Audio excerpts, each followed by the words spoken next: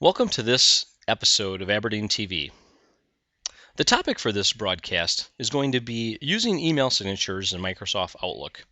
Specifically, we're using Outlook 2007 as part of the Office 2007 suite. What you need to do is you need to open your Outlook client. When you do, it'll look like this. It'll show you your inbox. Now, specifically, you have a number of choices across the top menu bar that you can select. So to create signatures, we actually have to go to the Tools option, and we want to do a left click on Tools. When we do that, we're going to get a drop-down menu. The drop-down menu is going to provide you a number of other abilities. So for example, if you ever need to set an out-of-office assistant, or if you want to create rules and alerts about putting mail into certain subfolders, or organizing your mail, you can do that within the Tools section. But for the focus of this discussion or demo, we're actually going to be showing you how to create a signature. So I'm going to go back down to Options on this menu bar, okay? And we're going to go ahead and do a left click on that. When we do that, there's an Options pop-up window that appears, and we actually have 6 tabs across the top of that pop-up window. There's Preferences, Mail Setup, Mail Format, Spelling, Other, and Delegates.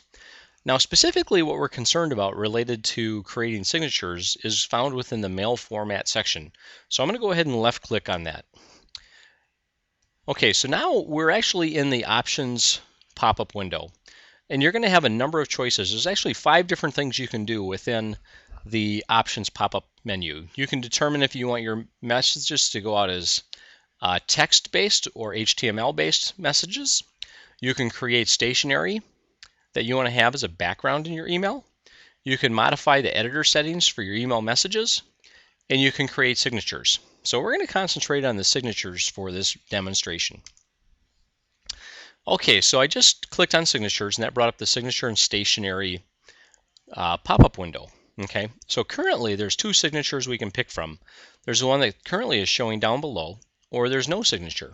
Okay, so basically you have an option to create as many signatures as you'd like. So if you have different messages or different things that you're trying to promote for your company, you can create different signatures that you can rotate between to help spread the information about these different things that you're trying to promote or make your clients aware. Okay, so we're going to go over to the far right side, and you're going to see that there's email accounts.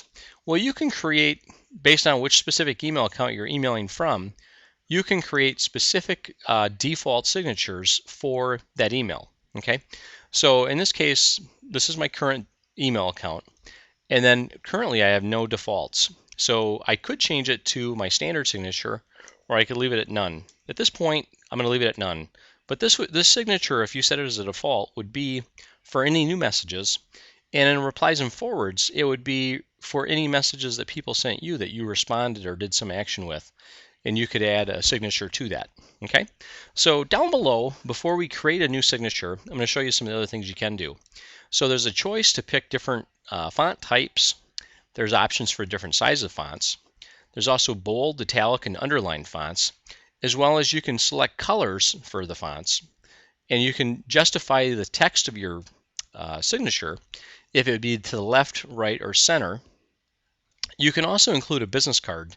Now, if you've already added all of your information into Outlook, by clicking on this and finding your contact within your Outlook list or contact list, you would actually be able to import a business card that would have all of your contact information contained.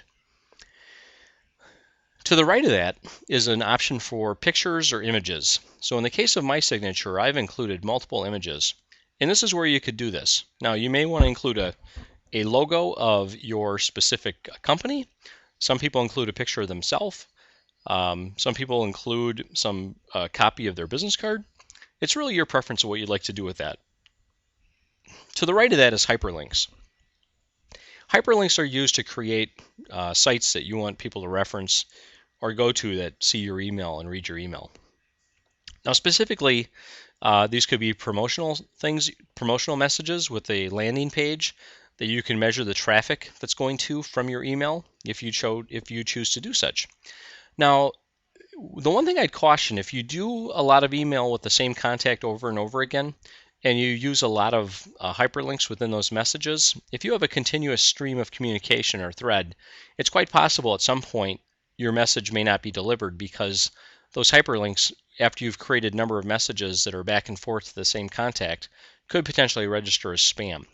So just want to make you aware of that. So if you're using your signature and you're in a thread where you're communicating with the same person over and over again, you may want to remove the signature for those specific types of email. Okay? So what we're going to do is we're actually going to create a new email, or excuse me, a new email signature. So I'm going to go over here and click New, and that's a left click, and we're going to type in the name of this new signature. So in the case of our example, it's going to be username. So I'm going to select OK. Now, as you see, we've got 3 signatures up above, and down below we can actually edit the body of this new signature. So for this illustration purposes only, we would type in the username, your title, the company you work for. Other information you could include would be your office number, your mobile number, your email address, your mailing address, or whatever other information you would like to include. Now, in this case, we've added text to this. We could go back here if we had a copy of our business card and scan that in and import it as a picture.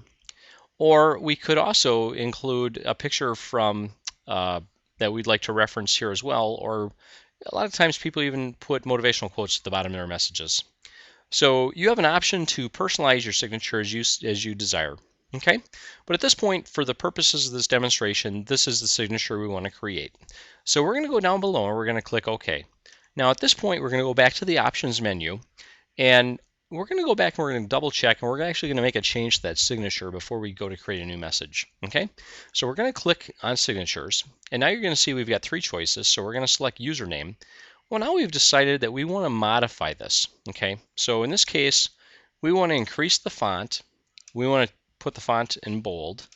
We'd like to put the font in a different color as well. Okay, and we also want to add some spacing to how the information is shown down below. Okay, so we just made a few changes to the signature that we just created. Now, before we finalize and save this signature, what we're going to do is we're going to go up here and we're going to change our default settings, and we're going to use username as the default setting for all new and any replies or forward emails that we do send. Okay, so I've gone up here and we've basically have made that the default. We're going to go ahead and hit save for the changes that we just made to the username signature. Once that is finished, we're going to go down below and we're going to click on OK. When we click OK, we're going to show up in the options pop-up window again. Now at this point, we don't need to proceed any further with this, so we can go ahead and click OK. And we're going to go out of this menu, and we're actually going to end up back in our inbox. Okay, so now specifically we're going to be creating a new email message. So I'm going to click on New for a new message, and we get a pop-up window with the new message window. And at this point, you can see the signature that we just created right here with the changes that we made before we hit the final save. Okay, well, now here's the situation. This is the default signature that you have created. Now, if you're corresponding with somebody and you want to eliminate the signature, you can actually go up here within the Insert option in the ribbon bar up above, and you can actually go to a drop-down called Signature, and it gives you an option that you can change the signature that you have, and you can manually override your default. Okay, so let's say we elected to have no signature. Well, we click no signature or none, and this would be the signature that would show up in that correspondence. Okay, well, my preference is to keep my standard business email signature in all of my correspondence, unless it's one where I'm communicating with the same person over and over again. So in this case, I'm going to manually override it. I'm going to go back to my default business card that I normally use for my signature. Okay, so as you can see, it's really easy to create signatures within Microsoft Outlook. If for some reason you find yourself having difficulty creating a signature, feel free to give us a call at the office. We certainly appreciate you spending the time to watch this demonstration of how to create a signature. And again, if you have any specific suggestions that you'd like to make for future Aberdeen TV episodes, please email us at support@aberdeen.com. In the subject line, put Aberdeen TV special requests. And within the body of the message, reference what you'd like to learn more about in a future broadcast. Okay? Thanks for spending some time with us today, and you have a great day.